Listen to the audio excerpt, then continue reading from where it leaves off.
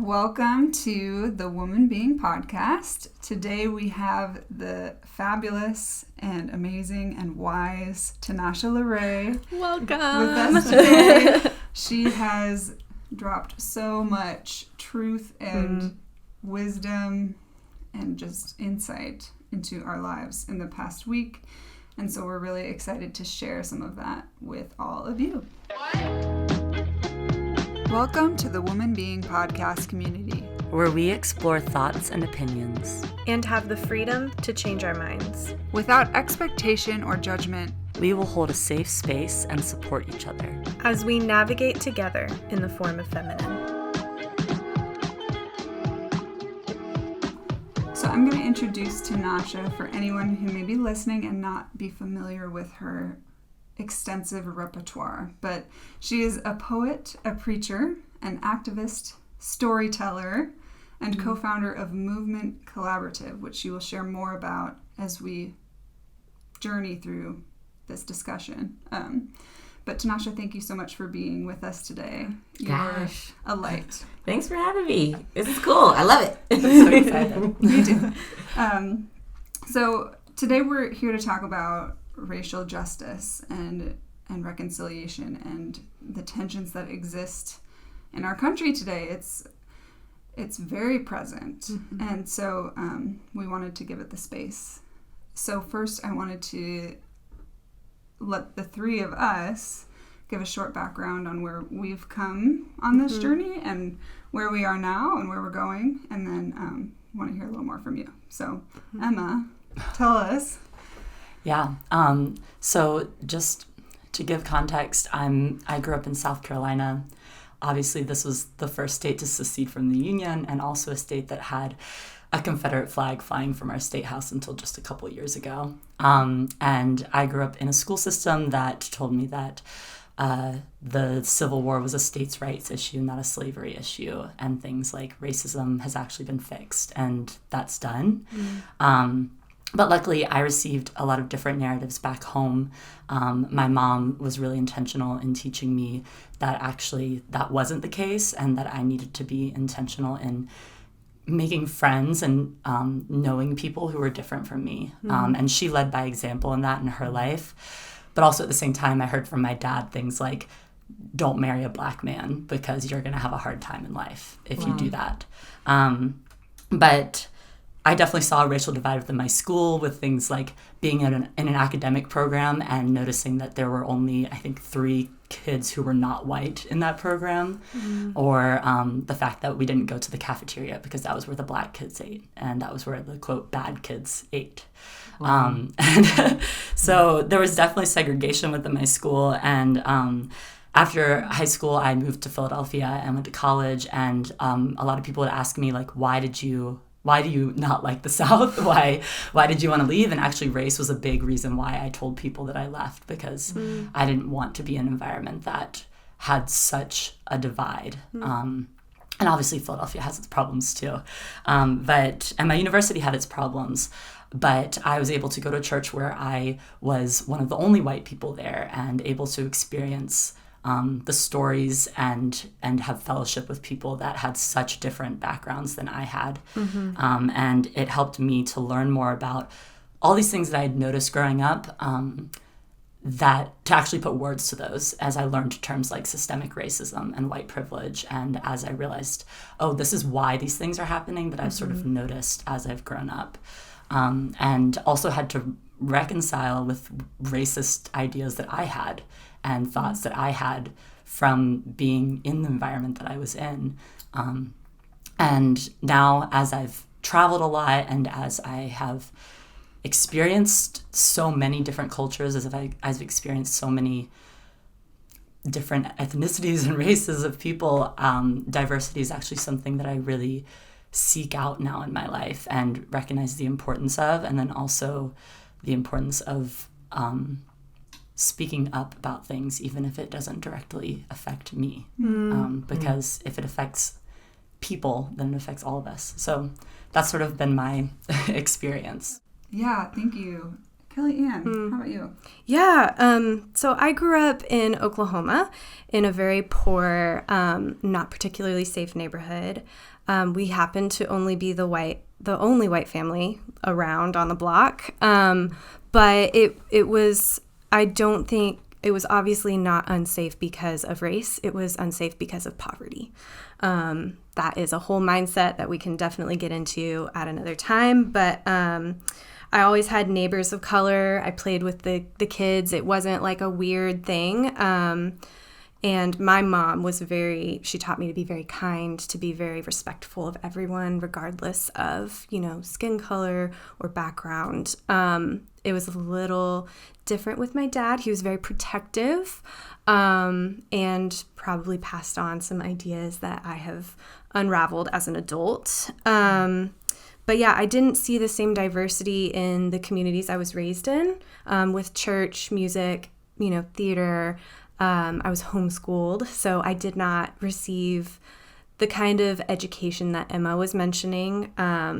I wish I had had more at a younger age, but now I have the privilege of educating myself as an adult, which has been great. Yeah, and then when I moved to a small town in Northern California, it was a culture shock because it was just a ton of white people, and I had actually never been in an area where there weren't just even amounts of people of all different kinds of races.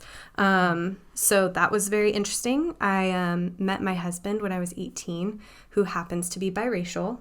His dad is Black and his mom is white. And so not only as myself do I feel an obligation to now go on this journey and educate myself, but obviously for him as well. And so I can support him and also to educate our future children.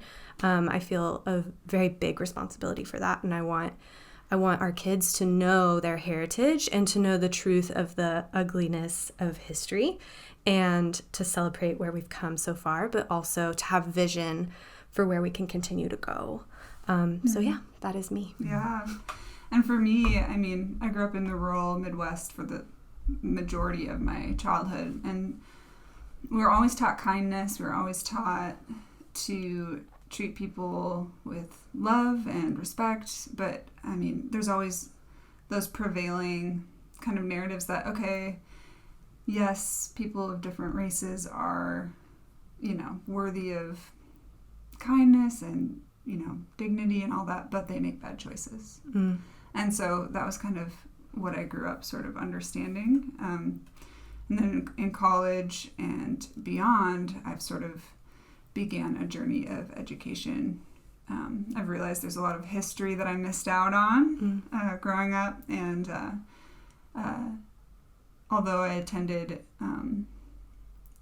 some more diverse churches later in life, now I'm at the place now where I'm trying to resist the temptation to be woke, and I just want to journey forth in this conversation as humbly as I can, realizing that I have a lot to learn and there's a lot of work to be done. So, Tinasha, this was interesting when we met you, so that you had a journey as well, which, of course you did, but you told us how your mom kind of was a huge piece of that. Will you tell us that story? Most definitely. Growing up, I grew up in Oklahoma as well. Oklahomies. It was unique growing up in my household because my dad's a minister, my mom's an educator and a counselor. My dad's a teacher by spiritual gifting. He just is incredibly, just gifted in teaching, and it's ridiculous. And so it was kind of like one of those households where you're going to learn. You're going to be learning. You're going to have good grades. But my mom, she particularly took to making sure that we had education around who we were. And she was just gripped living in Montana and Idaho. My dad was in the military. And there was something about now being the fish out of the pond, type thing, because she was no longer around the Black community in Oklahoma, that it was blatantly obvious, we're Black. And it's hard to articulate these things and what we're feeling to our white counterparts who don't understand why that was racist and what this is and all those things. So she started to go on a journey. We just so happened to be her kids while she started this journey. And that means like our cartoons changed, and the types of toys that she brought home, they changed. Books that she made sure we were reading. And then around my middle school years, late elementary to middle school years, we would pinch pennies. My parents didn't make a whole lot of money back in the day. And we would pinch pennies just to do vacations every summer. Well, that's what they called them. We as the kids called them field trips because it was like school ended and then we're getting in the van and we're going, to plantations and abolitionist homes and, oh goodness, Underground Railroad sites, places where the civil rights movement unfolded, incredible places where there were beautiful achievements, Motown Museum and, and even just reverent places like the crypt of Dr. King or slavery graveyards. And I just remember being in those spaces and my imagination running wild as I was able to be right there, up close and personal with where history happened. And a lot of these places, they're making money. And so they have actors and they reenact things and they bring you into the story. And so many of the things that we learned while we were there, I'm like, Mom, this isn't in my textbook. I would bring her my text. I'm like, we have 2 paragraphs to slavery. Why aren't they telling some of these stories? And it became very, very clear to me that America had a version that they wanted, to teach us. And it's not that it's untrue, not that those things did not happen that are in the book, but it's just not the whole truth. And so I'm grateful for my mom taking it upon herself to make sure that was saturated into us. It changed the way I even looked at my own people. I grew up in the hood. I grew up, around poverty, but not with an impoverished mindset. And a lot of the people that I did grow up around, they also did not have that particular mindset, but they also didn't have inheritance. And when you're up and close with all of these things that happened, you see how it was stripped. You see how we did not ask for where we are and we're the current state that we're in. We didn't plan for that. In fact, we planned the opposite direction, and there so many things were pillaged, stolen, so many things were taken, so many things were rigged, and you just in all of it, there's a lot of pain, but I also was raised to see the glory, to see the beauty, to see, like, dang, look what we made of ourselves in the midst of it. Like, we're still like one of the number 1 trend-setting ethnic groups on the planet.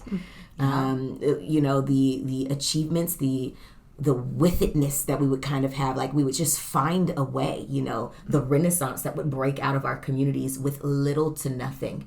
So imagine if we actually had a fair and equal chance. Yeah. Wow. What would we be building? Yeah. What would we be creating and contributing to society? One of the reasons that we're talking about this today is because of kind of the current situation that's happening in our country, sparked by the death of George Floyd and most recently the death of Jacob Blake. And it's devastating. It's like heartbreaking. And so how are you doing? How are you? What are you feeling and thinking in the midst of all this? It's like it's mixed emotions because you grow up with brutality and unjust, unfair treatment all around you. And sometimes it ends in fatalities. And so you see, this George Floyd situation, the Jacob Blake situation, and you have to sort of peel the numbness off, sometimes. The George Floyd situation was very gutting. I'm like 8 minutes on that man's neck, and there's so many other factors, yes, that played into that situation, but goodness, human beings. So some days I'm doing okay, and some days I'm like, okay, I need to make myself feel this so that I don't get crusted over, so that I allow my heart to heal. In the Black community, we just had another huge blow last night. It was reported that Chadwick Boseman passed from cancer. And, that's a different blow for a different reason. On the other side of things, you have this icon, this this man who played King T'Challa, and the beauty of like what it would look like if our community was honored and connected to like resources and wealth and identity and a belief that we can do it, and he represented that for us. So you have this juxtaposition of where we're not being honored, and then an icon that so represented a connection to who we really believe we are. And so it's just gutting all around. And you get into that space where you're like, what can I do? I've just got to, and sometimes what you need to do is just sit still and feel the pain. So I'm kind of in that space. Yeah. Well, thank you so much for sharing and like helping us understand and peel back what not just you are feeling right now, but a community as a whole. I think it's really important for us to be able to lament with those who lament, even if we don't understand the depth of what's happening. And hopefully through that we can continue to gain perspective. But you said you are a preacher, and we were all raised in the church, and I would love to hear what the church's role should be and how we should be supporting right now with what's happening, and how can we be speaking out better? Definitely. Everyone's kind of asking right now, is this racial reconciliation? And I teach on this subject from the standpoint of like, what does the word reconciliation mean? It means to be reconnected to. And we've been given as believers the ministry of reconciliation, which is reconnecting things back to the Father. The Father's reconciling all things back to himself. However, when you look at the situation with Black people and white people in this country, have we ever been connected? Truly, deeply, I think about our patriotic song, and crown thy good with brotherhood from sea to shining sea. Have we ever been crowned with brotherhood in this nation? Can't actually say we've been brothers. So is this reconnecting?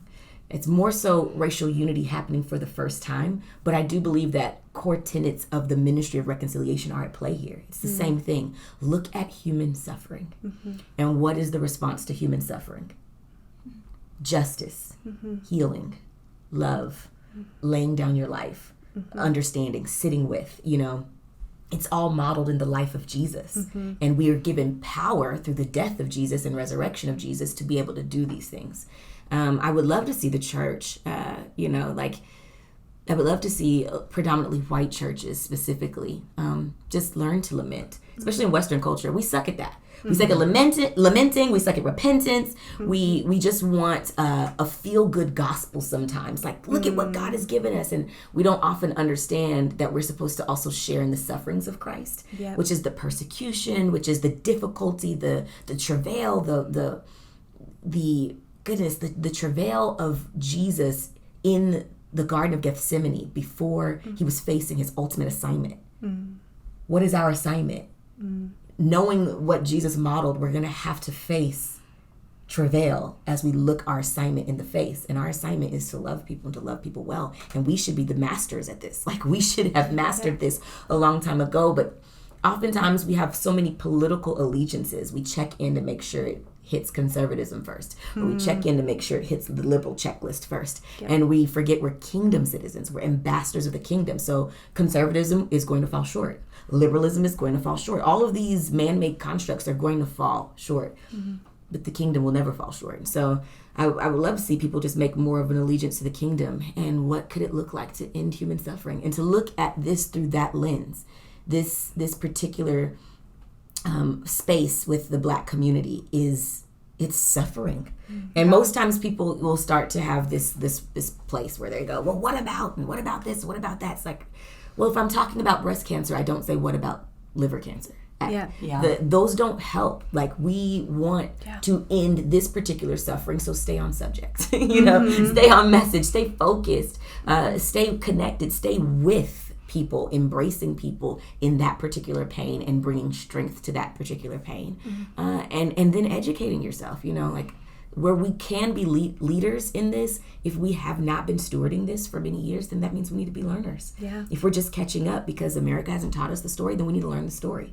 We need to look at some of this history and go, oh, it actually has set up not an unfair advantage just in slavery, but it's continued to set up an unfair advantage to the point where it's destroyed whole communities.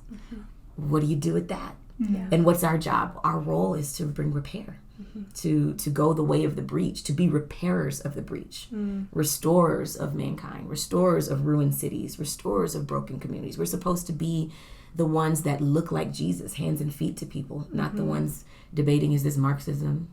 You know, what about capitalism? And you're trying to bring your socialistic, like, bump all that stuff. Like, throw that out of the window.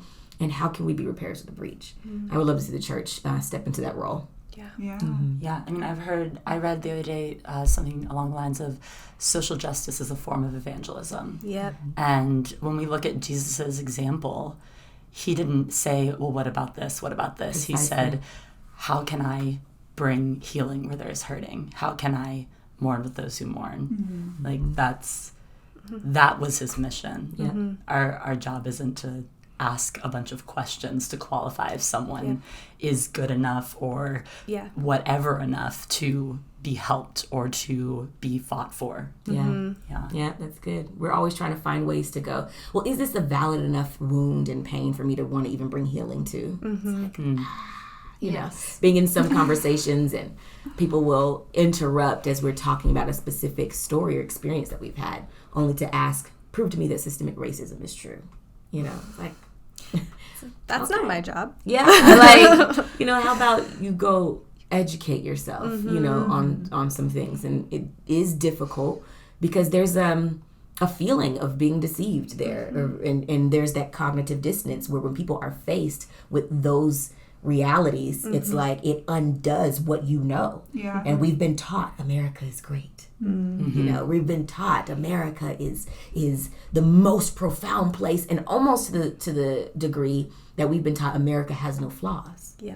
America, and you know, everyone makes that statement like, well, no one's perfect, but we don't actually acknowledge that we kind of believe that we are. Yeah. We kind of believe that we have the best government and the best this and the best that, but we have horrible incarceration, horrible suicide rates, horrible obesity. Like, something's broken. Yes. Something's broken. Yes, we may have money, but what's happening to the soul of America?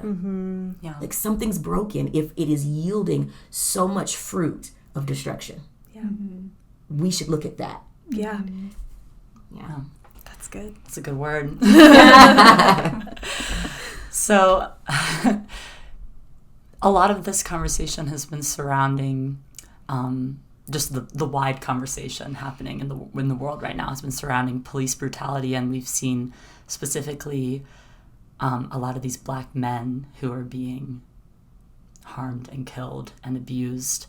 And so I'm curious as to what you see the role of women and Black women in this conversation, and how women have been part of this journey in civil rights, this journey in bringing justice and equity.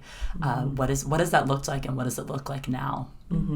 Yeah, you know, women have been in this for a while, but most times they're just not at the forefront of the narrative, you know. And I think it's really interesting, which I counted as a win in my book, the Black Lives Matter movement being run by 3 women. It's pretty profound to see the trajectory, and just to see how far we have come with that. I think about Coretta Scott King. You know, Dr. King met her as an activist. But when we tell her story, we don't hear those parts about it. You know, we hear that about his story, but he had to kind of be brought more into being the activist at the beginning phase of that. And she was like, hello, this is what we do. You know, even how the civil rights movement back in the 1950s, in 1955 specifically, how the bus boycott in Montgomery was started with Rosa Parks. At the center of that getting started was the Women's Political Council in Montgomery, Alabama, and Joanne Robinson, this incredible woman who had vision for what they would do if there was a catalytic moment, like someone refusing to get off of the bus, and how they would then launch a boycott. So they waited for the perfect moment. And there was a woman in the summer of that year who had refused to get off the bus, and she was arrested, and But unfortunately, because of respectability politics in that day, they could not use her story as the catalytic story. And because she had a child out of wedlock, and it was like they didn't want a smear campaign. They needed something squeaky clean, so to speak, to be able to move things forward quickly. And so I would say, that August, the Emmett Till situation happened, 14-year-old being brutally murdered for whistling at a white woman in Mooney, Mississippi. And it was known to awaken the conscience of the country at that time, because Mamie Till had an open casket funeral. She had his body displayed on the cover of Jet magazine, but his body had been in the water for 3 days, shot in the head, brutally beaten. And so you could just imagine what his body looked like. And it was a lot like the George Floyd situation. Everyone's eyes were on the brutality, on the suffering. And it just shook everyone to their core, because, we're not wired for that. And in Montgomery, when they planted, or they initiated this movement, these women stayed up late making thousands of leaflets. Now imagine what that looked like, not having the technology that we have today. I'm like, the dedication, and were successful. They got the word out to the churches, got the word out to the community, got the leaflets all around. And the next day, over 90% of the people did not get on the bus. They're like, whoa, what do we do with this? So they asked if they could meet in the basement of Reverend Dr. Martin Luther King Jr. to assemble with different people of the community, leaders and influencers and faith leaders. And that's when they started the Montgomery Improvement Association and made him president. But it was initiated by these women. Wow. And so I look at now and I'm like, hey, it's pretty powerful to see women at the forefront. And there were women in the movement, in the civil rights movement, that were fighting on the front lines, but more so behind the scenes. Members of the Southern Christian Leadership Conference that led whole departments within the SCLC to bring education and training to people who were grassroots organizations, and trying to teach them the ways of nonviolence and social activism through using nonviolence as the method for change. And many of them, they had to decide, like, will I fight for my Blackness or fight for my womanhood? Because there was also a lot of issues even internally, as they had to deal with Black men, treating them a specific way and relegating them to just getting me coffee. And they're like, no, I lead this department. I'm not going to get you coffee. You get your own coffee. And people having to tell Dr. King that, women having to tell, So it's the tension and the nuance there, which, I don't know, for me, it just makes for a good, juicy story. As the filmmakers, the theater person that I am, I'm just like, the complexity within humanity, and how we want to just relegate everyone to this, I don't know, this heroic, sanitized version, when they also had their conditioning and the ways that they made their decisions. But like women, we've been in it, And how I feel about today is like, take your place, we always have needed balance. God's original idea was created with that in mind, created with wholeness in mind. I want to say, actually, wholeness is better than balance, because sometimes when we think balance, we think equal measuring. You get 5 ounces, I get 5 ounces. And sometimes it's like wholeness means the mom leads in this particular season because of what's needed. Sometimes wholeness means the dad leads. Sometimes wholeness means like the kids we hear from the kids what's going on with you, because you're thinking about the fullness of the picture and what's needed. We had these incredible women that, like, they were going to be heard. They were voices and they were forces to be reckoned with. And so, like, they go down, in the history books kind of as these secondary characters. But for a lot of people, they were at the forefront in some of those moments. And the way we go back and tell the story, though, is we don't put them at the forefront of the narrative. But they were in there, and they were happening, and their names were known amongst their communities. But just not necessarily in how we go back and tell the story, today sometimes. Absolutely. Interesting. It's beautiful. Thank you so much for sharing. It's so, one, for education, but it's also so inspiring to hear what these women put on the line to get this critical message out there and to support with that strategy. And Dr. Martin Luther King, it's incredible. And so my question is, for us as white women, and also, like, as, being members of the white community and in the church, like, how should we be interacting with this issue in a way that's respectful, but also, like, we want to show our support. And as Kelly mentioned earlier, we're resisting the need and desire to be super woke, but also not silent. Yeah. I think it's like, where's the balance, and what would your recommendation be for not only us, but for all white people? Yeah. I have so many recommendations. The first thing that I like to tell people is, like, become self-aware. Like, oftentimes people are trying to bring themselves to these conversations, and you're going to discover more about yourself along the way. But there's some work that you can do just to become self-aware. People don't realize just within their own temperament and personalities where they can be damaging to some of these types of conversations that are, for other people, it's a higher risk conversation for them. Like, I can't stop being Black. Like, a lot of white people, you can turn this on and turn this off if you want to. And that I don't have that luxury. I don't have that privilege. But learning yourself, learning your own triggers, what triggers you so that you don't splatter all that stuff on other people. I would actually say the same thing to Black people, because we still have to remember human dignity in this, and everyone deserves human dignity. Even the white ignorant person that's learning that sometimes gets on my nerves, like, I believe they deserve human dignity, and sometimes there's a patience there, and sometimes I do get impatient, but I would ask everyone to learn yourself, learn your triggers, learn what you don't know, and then begin, like, seeking that out. And there's so many types of journeys you could go on. And when you go on any of these journeys, I would ask people to always look through this lens of love. Like, it doesn't matter what faith you have, what religion you practice. It always, for almost every single group, it comes down to love. And so if you find ways to look through this thing with the lens of love, what would love look like if love showed up to respond to this issue?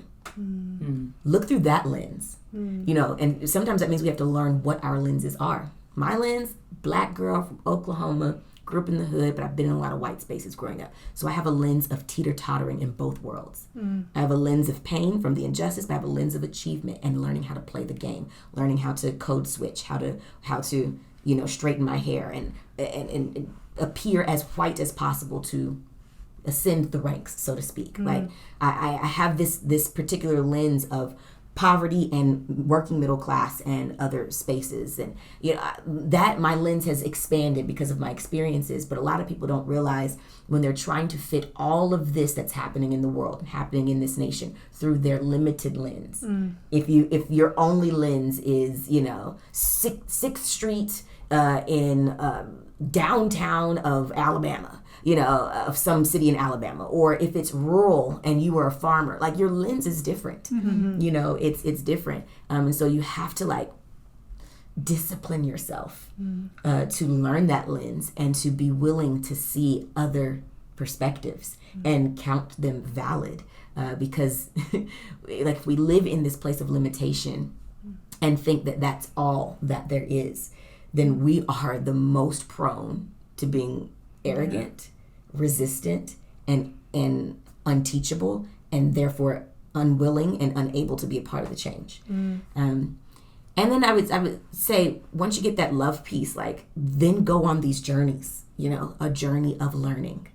And if you've figured out that love piece, then your heart can kind of handle when you're facing some of the hard stuff, when you're looking at lynched bodies, when you're reading about the GI Bill and the racism of the Jim Crow era and segregationist laws, and how it built the white middle class, but it also then built the Black ghetto. Yet all of the veterans should have gotten the same thing. However, the Black veterans did not. You'll feel different if your heart is postured correctly when you're learning about incarceration and war on drugs and mental health crisis in the Black community that was treated like a criminal situation.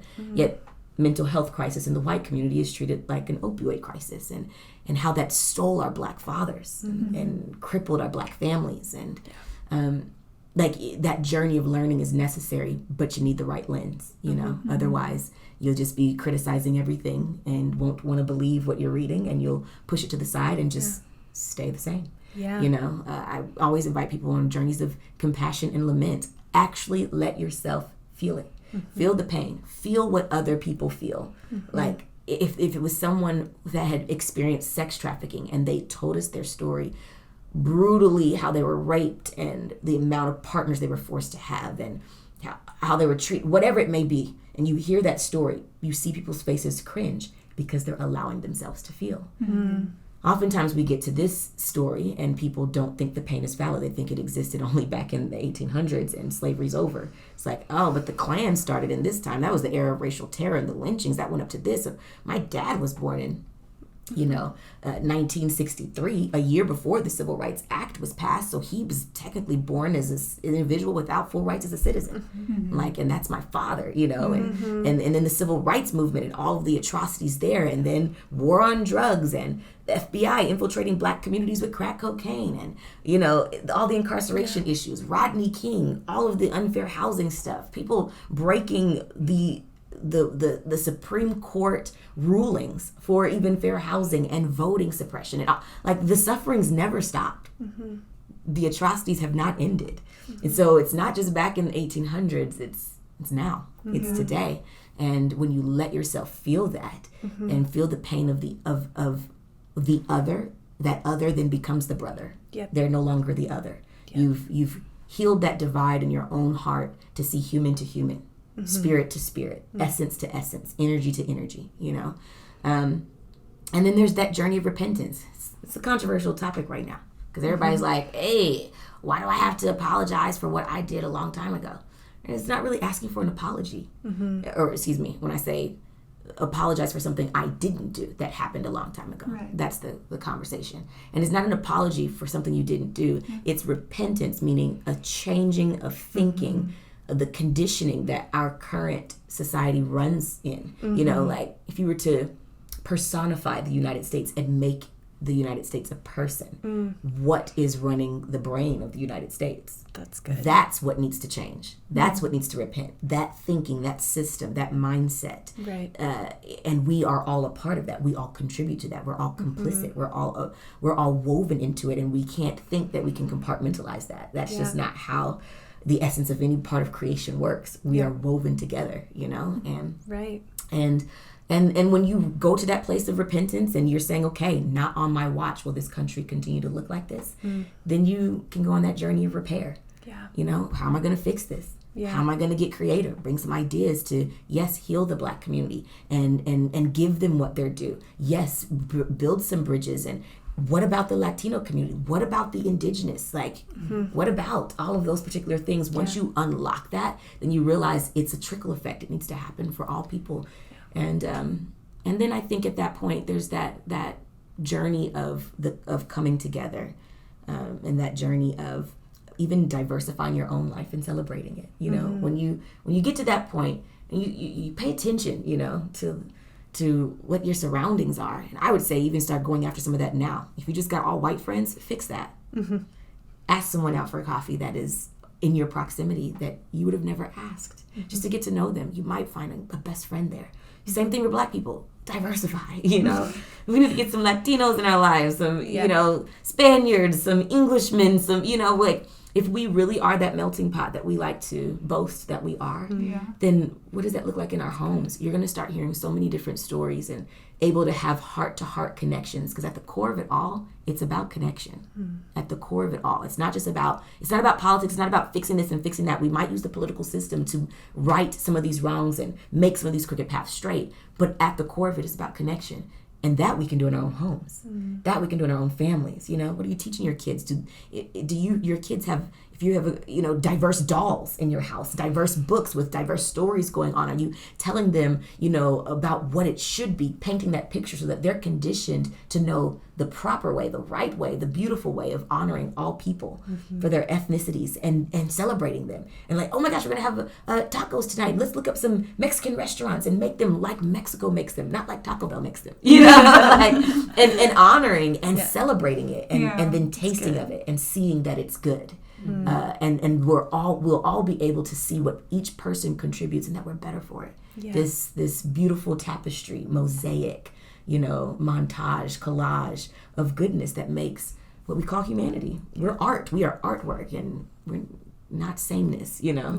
We need that. Absolutely. For That sure. was all good. Yeah, yeah. I mean, when you are connecting with people that are different from you, like that's where heart changes happen. You know, that's when you actually hear people's stories instead of just looking at statistics or looking at what your political views are. Like, do you know the people that you're affecting? Do you know the people that your policies are impacting? Precisely. So what I was really loving that you were saying was essentially white communities need to be owning the problem that is so severely affecting Black communities in order so that we can own the solution with you. And I think, I mean, you touched on it, but like, why are we apologizing for something we haven't done? But when you're saying things like 1962, that's not far away. That's really close. And if we aren't all working together to own a solution, there's not going to be a better tomorrow. And I think that's the important, critical thing for white Americans, white Christians, is to realize you have to play a part. We can't build a better tomorrow if everyone's not participating. Yeah, precisely. The ownership thing is quite interesting. You know, I think back even on the Colin Kaepernick situation and the kneeling, you know, to the during the Star Spangled Banner, and how it was so co-opted by a narrative of disrespecting the veterans. It's like quite a bit of tension there. My dad being a veteran, I'm like, Dad, what do you think of this? He's like, that's what we fight for. Yeah, for those rights, you know, right there. I'm like, and there's that, you know. But in that, it's like we find the things we want to rally around and take ownership together with. So we're like, we're Americans. We're all citizens. Why do I even need to call you African American, Tinasha? You're just American. And we want to own that together. And then when it's time to own the full American experience together, then we want to compartmentalize. What about Black on Black crime? You need to clean up your own community. And like, now it's our community. Oh, right. And now you want to call me Black and African American and not American. Yeah. Like, and also understanding that even though we may not have, like, I was never in slavery, but I inherited the pain of it.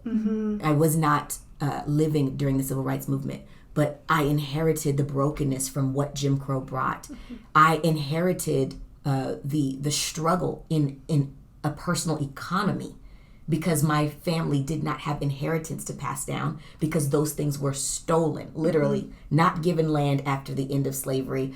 The GI Bill situation and veterans and their families, Black veterans, their families, not given what the GI Bill said they were due. Housing, education, training, job training, denied those particular things, crippled the finances, the incarceration, particular things, the unfair housing, being denied loans, you know, things like Black Wall Street in Tulsa, Oklahoma, and it being decimated and burned to the ground. You know, all of those particular things. And no, you all today, you didn't do that. Looking at three beautiful white women, and no, you didn't do that, but our country did.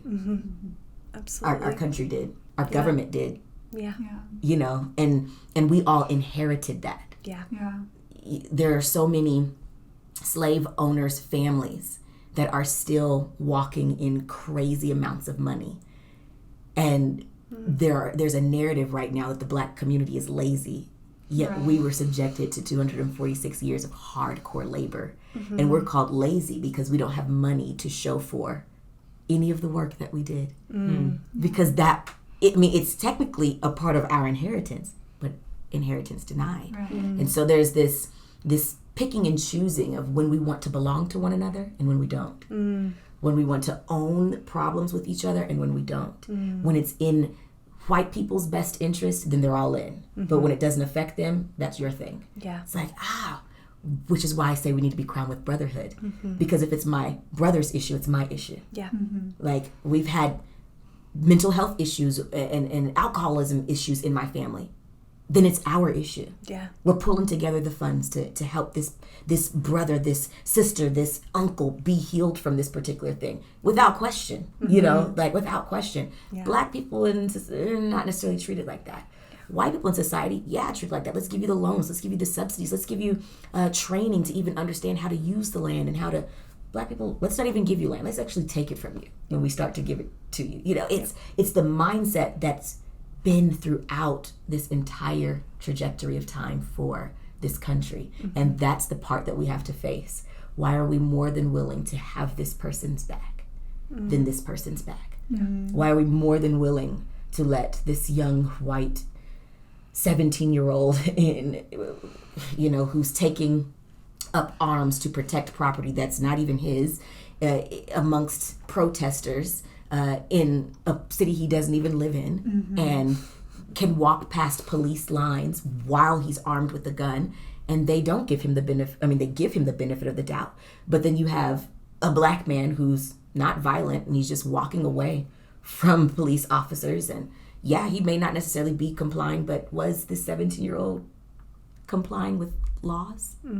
He was breaking multiple laws, killing people, having a gun, and he was not of legal age, breaking multiple laws, benefit of the doubt. But over here, no benefit of the doubt. As a matter of fact, we have 7 bullets for you. And it's that mindset that's like, we've got to look at that. Where are we picking and choosing when we belong to each other? Yeah. And face that and ask ourselves, how the heck did that get in there? Because more is caught than taught. And I like to tell people too, like, this is not saying that you need to shame yourself or walk in immense amount of guilt. However, shame is a great indicator that there's something that needs to be rectified. There's something that needs to be realigned. There's something that needs to be made righteous, made right. And so when you feel that shame that may pop up because now your heart and your soul's connecting with the issue, with the pain, I would say don't let the shame wash you and tell you that you're bad, but let it indicate to what's off and let it empower you to start getting realigned, to start changing your thinking, to look at what you particularly believe and what your family believes and what was caught. So that means you're going to have to unravel the stories of your family, not just the lessons your mom sat you down and said, okay, baby, let's talk about your period. Like, no, not those, or like the birds and the bees. Like, no, how they responded when the black man got into the elevator. What they said when they saw the Latinos cutting the grass.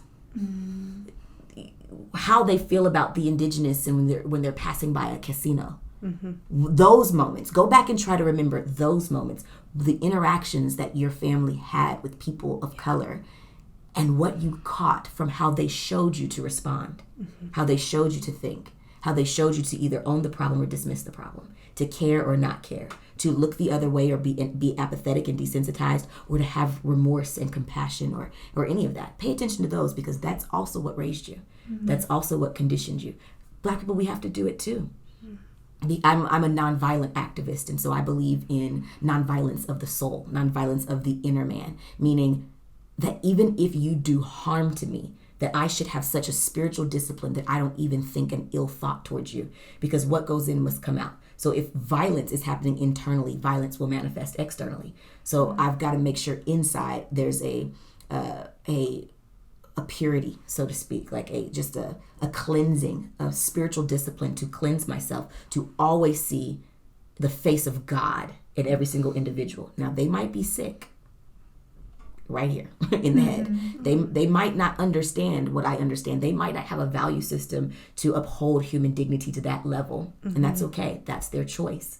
Or I will say that's not okay, but that's their choice. But I control me and my response. Meaning I've got to choose forgiveness. Whew, that's really hard. I go back sometimes and just to inspire myself to forgive, I have to look at like Dr. King and them. Like, they were literally being hosed. They were being, beaten with batons, dogs sicked on them, all kinds of things. His house was bombed. People showed up saying, we are ready to take up arms for you, Dr. King. Your wife and your child were in that house when they bombed your house. He's like, go home.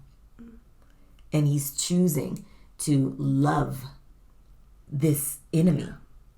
And literally the 6 principles of nonviolence that were the cornerstone for the way that many of the civil rights organizations ran and operated. It was all about the target being evil, not people. Like, we fight evil, not people.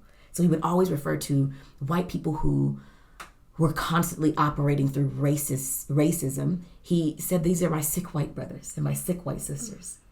Always creating this sense of belonging. Yeah. Like, that they belong to him in a family. And I'm like, how?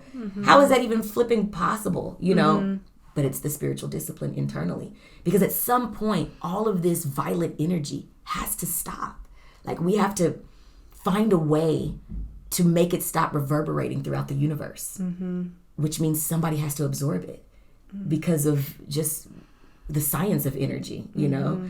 Every action has an equal opposite reaction. I'm like, I'm hearing like the Hamilton, every action has an equal opposite reaction. You know, I just hear it in my head, but it's true. Yeah. And they were willing to use suffering as a vehicle. Yeah. And they absorbed it. And they have what I like to call receipts from that. I mean, the Civil Rights Act in 1964 being passed, the Voting Rights Act in 1965 being passed, the Fair Housing Act in 1968 being passed because of the vehicle of suffering and a love that was so tethered to human dignity that it became a force to be reckoned with. And that means that there's work to be done even in the Black community, which is hard. It's hard because we're in pain. Yeah. And so, that fight or flight kicks in. And then at some point, you're just like, how much more do we have to be the ones? Like, it's at the cost of our own bodies. Yeah. I don't have the answer to that. I don't know. It's a place of tension. Yeah. It was interesting that you brought up Colin Kaepernick because, in terms of protests, let's talk about one of the most nonviolent, non-aggressive, like taking a knee. It's a like a body position of respect and like an honor, but also like was communicating a message, and that wasn't enough. That was like, no, you're being disrespectful to veterans, or are you just talking about white veterans? It puts some crazy tension there when you want to correct the Black man, but you don't want to actually correct your country, where it's hurting the Black man. Who is your fellow citizen, your fellow brother. Yeah. Oh, it's the picking and choosing. Yeah.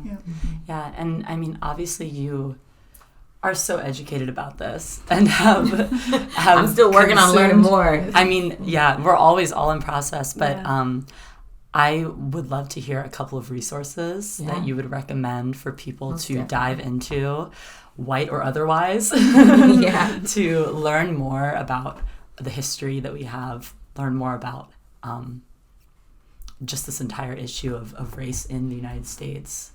What are your Bibles in that? Boom. Well, so I love the book Why We Can't Wait by Dr. Martin Luther King Jr. It's just great to start there. You're able to even see the tensions of that day and what he was fighting for, and what kind of just seeing where we need to pick up where we left off. And Dr. King, just such a great voice of that day, but he was able to also articulate so much of really what's still going on. And if you really want to get into some great language that puts a really good picture around this, Why We Can't Wait by Dr. Martin Luther King Jr. If you want a more psychological approach, like to understand where it's hitting the psyche and the patterns within how it affects the souls of individuals, as well as a little bit more of the statistics and things that go into that, I would say the book called Why Are All the Black Kids Sitting Together in the Cafeteria by Beverly Daniel Tatum. It's a brilliant book, and it's going to be hard for you to not have some empathy turn on with that. I would just ask people to lean in and get a sense of that out-group, in-group kind of psychology, because everybody wants to belong and wants to feel connected, and how that's not been a major reality for people of color. I would also say, because one of our greatest issues of today, where it is so measurable, where racism is showing up in disproportionate numbers in the statistics, is within our incarceration. And I would say read the book The New Jim Crow by Michelle Alexander. Brilliant mind.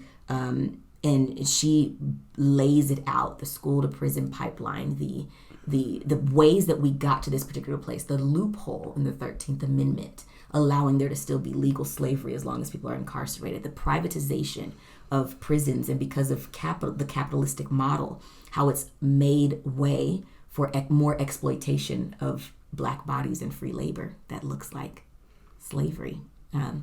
And which reminds me of the documentary 13th. Go to Netflix, directed by Ava DuVernay, and see that in documentary form for those that love to watch films. For those that are believers, people of faith, Christians on this journey, there are 2 books that I would recommend. For all people of color and all white people kind of on this journey wanting to learn more about this, I would recommend the book Divided by Faith. That book is bonkers and beautiful. It was kind of known to re-spark this conversation within evangelical and charismatic communities back in the early 2000s. And it's still so relevant today, 20 years later, sadly. And but it's got a lot of statistics and a lot of psychology, and they've done a lot of interviews to even show what different how like the lenses, like how Black people view the world because of what they have to go through, how white people view the world because what they don't have to go through. And it's a really good one, but it also shows where the church has been involved in that. And then one of my favorite authors right now, he's a pastor in Chicago, Pastor Daniel Hill. He has written a book called Wide Awake. And it's because he's a pastor, the book's kind of pastoral. It is written mainly for a white audience, but there's a lot of Black people that can gain some insight from it as well. Just because we're Black doesn't necessarily mean we're experts on racism. I tell people that all the time, so people start to turn to Black people to teach them everything. I have a very peculiar upbringing, but a lot of Black people have not been to plantations.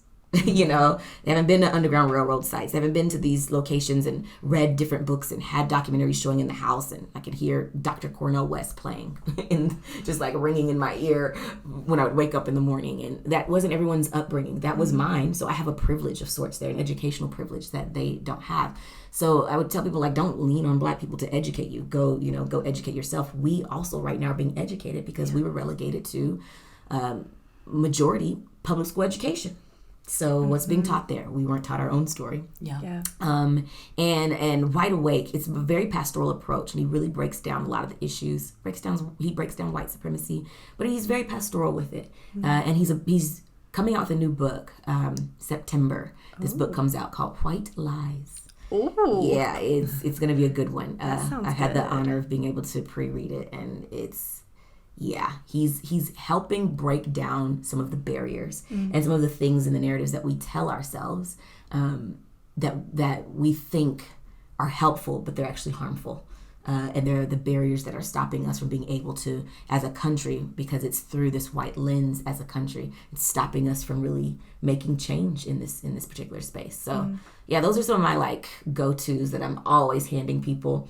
And if you are a person of action, I'd add this one on. I've just finished reading this book, but it's The Roadmap to Reconciliation by Dr. Brenda Salter McNeil.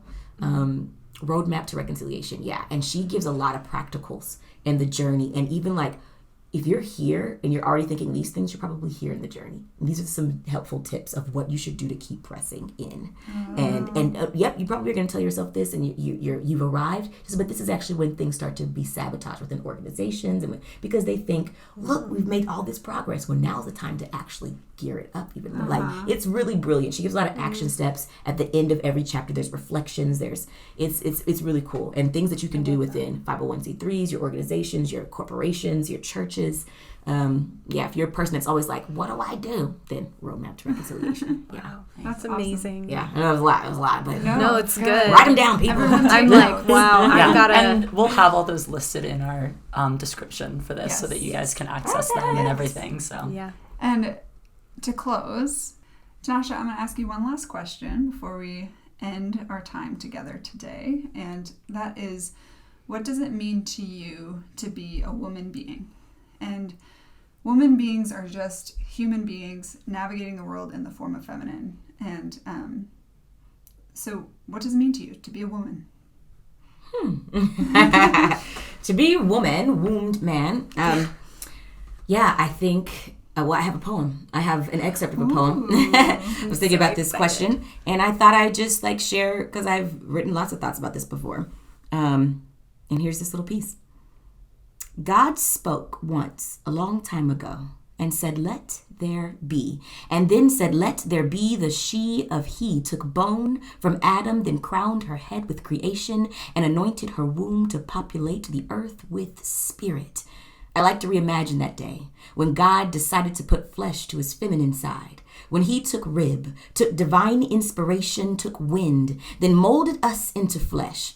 I could just picture him completely awestruck, trying to catch his breath, pinching himself, tickled pink, or maybe even the rainbow. Probably even spoke in tongues at first glance at what he had done.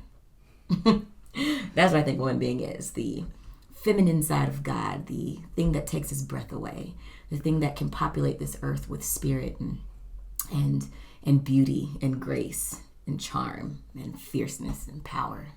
And it's something that just echoes the Creator. Chills. Yeah. Beautiful. Oh, that was so beautiful. Thank you so much for being here today with us. It's really a treat and just a great honor to sit with you and glean all of the beautiful things in your mind. And so lastly, I just wanted to give you a chance to plug away. I'm sure our listeners want to know like where they can find you and how they can know more about you. So yeah, well, I spoke you mentioned earlier MVMNT Collaborative. That is actually a creative arts sort of movement for this racial justice, healing, and unity plight. And you can follow us on Instagram at themovement.co, and that's movement without any vowel, so it's MVMNT.co for collaborative. Nice. And then you can follow me at I am Tinasha LaRayé, at I am Tinasha LaRayé, Tina with the chef, LARAYE. Yeah, thanks for having me. This has been really great, and I'm looking forward to hearing how your journeys are going to be. Thank you. Thank you so much. All right, well, we're going to close. Remember, you can always find us on Instagram at Woman Being Podcast. Or Woman Being Community. That's our website. You're right. Our website is womanbeingcommunity.com, and our Instagram is at Woman Being Podcast. So thanks so much for being with us today. All of the things. Talk to you later.